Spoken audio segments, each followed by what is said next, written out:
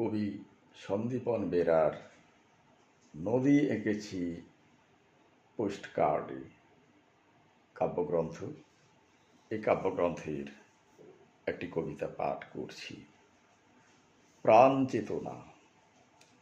তুমি কখনো শুনেছ কি রঙিন পাখিদের যাত্রা কাহিনী? অন্ধকারে মিশে যাওয়া দুটি চোখের হাতছানি তুমি দেখেছ?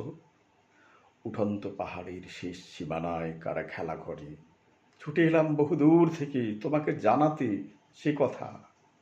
হাতের কবজির জোরে কারখানার কলগুলি নড়ছে, কখনো বা চিতার শ্মশান ডাকছে টিকটিক আওয়াজে। ঘড়ির কাঁটাগুলো উঠছে নামছে, আছড়ে পড়ছে ঢেউগুলো সমুদ্র সৈকতে। আমাকে ডেকেছিল গাছের ছায়ায় বসতে, আড়াল করে যাওয়া দুঃস্বপ্নগুলো হাতছানি দিচ্ছিল তখন।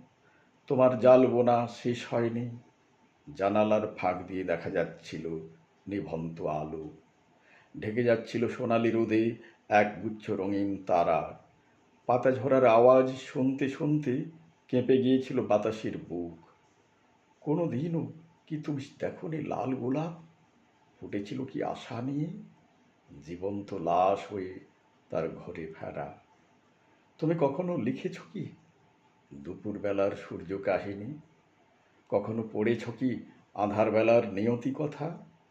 চন্দ্র সূর্যের জোয়ার ভাটা এর কাহিনী নয়। ক্ষণিকের আলোতে সে কথা বলতে গেলে অনেক রাত্রি নেমে আসবে। তবুও সে কথা গোপন থাক। নতুন দিনের উজ্জ্বল নবপ্রভাতে তোমার জীবনে নতুন প্রাণচেতনা প্রবাহিত হোক।